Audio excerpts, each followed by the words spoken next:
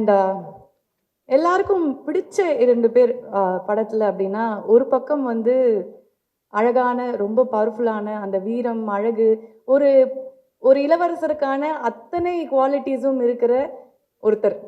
இன்னொருத்தர் ஒரு பக்கம் வந்து, நான் என்னோட ஹார்ட்லேயே நான் இளவரசர் தான். எப்படி எல்லாரையும் வந்து நான் பேசியே மயக்கிறேன் பாரு, என்னோட அழகை பாரு, என்னோட வீரத்தை பாரு அப்படிங்கிற மாதிரி ஒருத்தர். 2 பேரையும் இப்படி வந்து வச்சு பார்த்தா அவ்வளோ அழகா இருக்கு பார்க்கும்போதே. அந்த படத்துல 2 கேரக்டருமே வந்து பார்க்கும்போது யார் யாருக்கு அப்படிங்கிற அளவுக்கு பார்க்க முடியல. அவ்வளோ ஈக்குவலாக வந்து 2 பேரும் கொடுத்துருந்தாங்க. ஏன்னா வந்து கல்கி அவர்கள் வந்து அதை எழுதினதே வந்து அவ்வளோ அழகாக எழுதின 2 கேரக்டர்ஸ் தான். ஸோ இதுக்கு யார் பொருத்தமாக இருப்பாங்க அப்படின்னு வந்து மணி சாரோட சாய்ஸ் என்றைக்குமே வந்து அது தப்பாக போகாது. So the handsome and the powerful Prince ஒரு பக்கம் ஜெயம் ரவி அவர்கள், அந்த மோஸ்ட் சார்மிங், அந்த ஒரு வார்த்தை மட்டும்தான் எனக்கு வந்து சொல்ல முடியுது. Most charming and witty and also very strong ஒரு கேரக்டர் அப்படின்னா கார்த்தி அவர்கள். ஸோ இவங்க 2 பேரையுமே மேடைக்கு சேர்ந்து வரணும் அப்படின்னு நான் ஆசைப்படுறேன். Please join us on stage.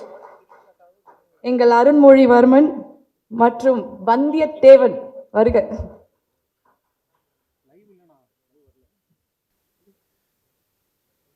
வணக்கம்.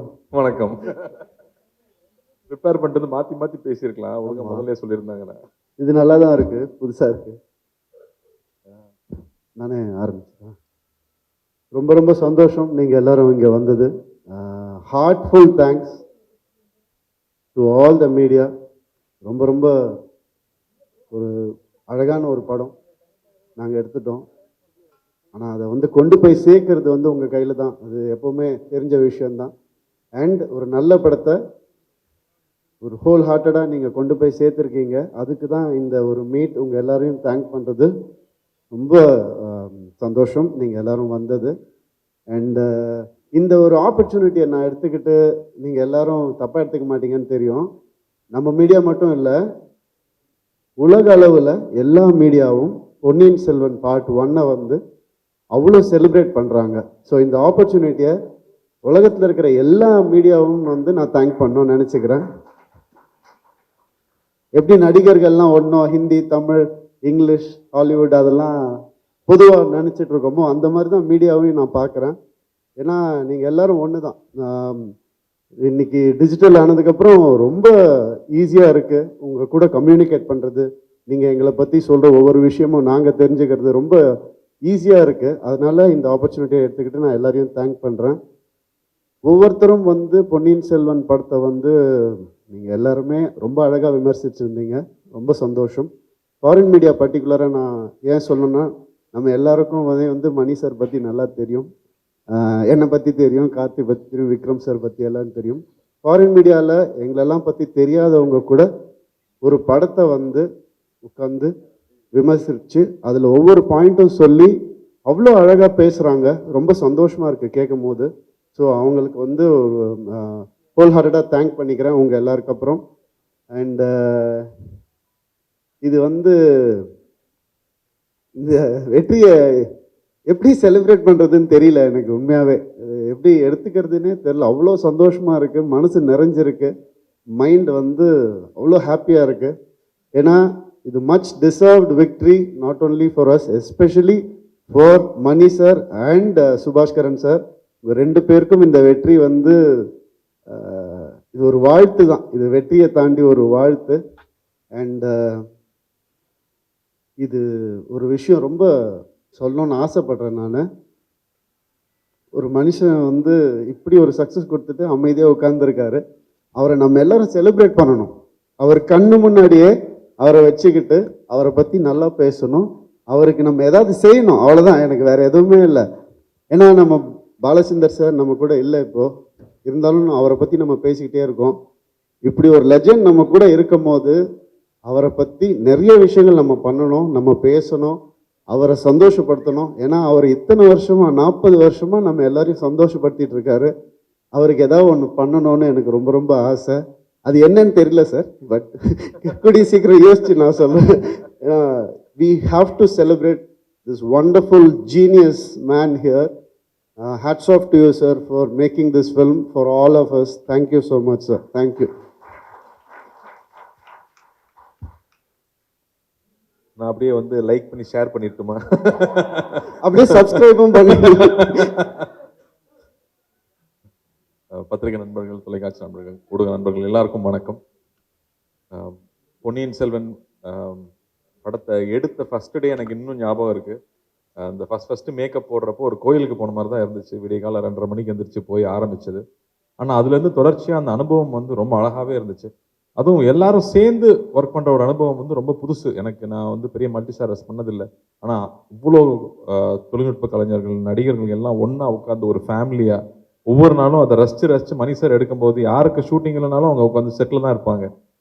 விக்ரம் சார் அசிஸ்டன்ட் டைரக்டர் வேலை பார்த்துட்டு இருப்பாரு, இல்லை ரவி நானும் ஒன்றா ஹார்ஸ் ரைடிங் போவோம். ஏதாவது ஒன்று, எவ்ரிபடி வாஸ் டுகெதர் இந்த செட்ஸ்.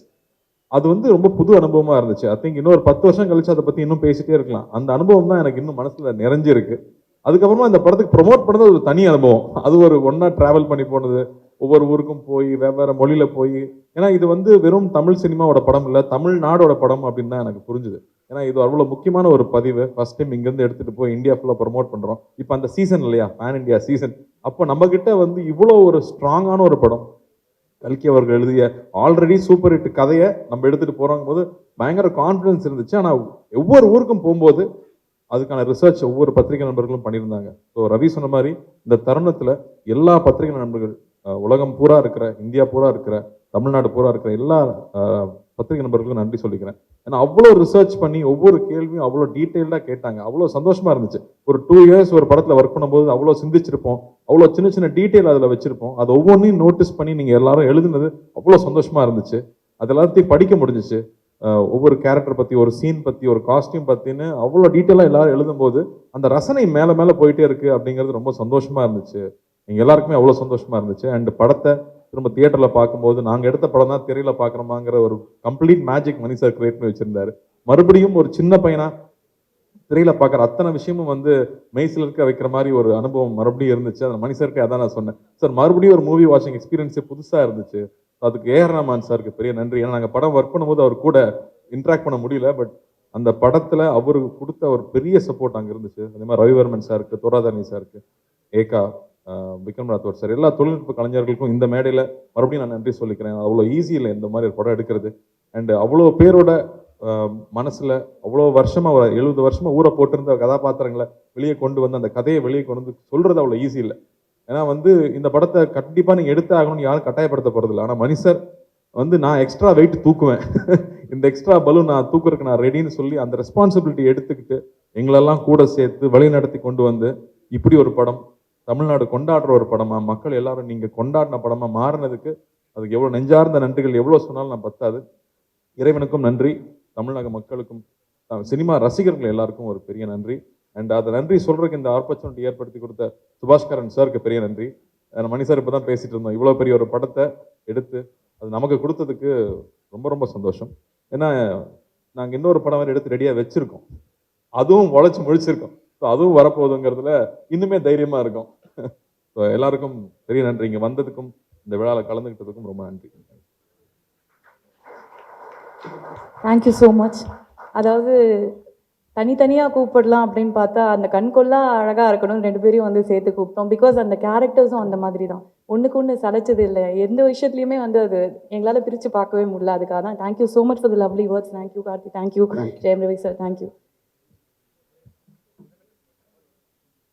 ஆனால் கார்த்தி சாருக்கு இந்த படத்துக்கு அப்புறம் பயங்கரமாக ஒரே கேர்ள் ஃபேன்ஸ் நிறையா வந்ததாக கேள்விப்பட்டேன்.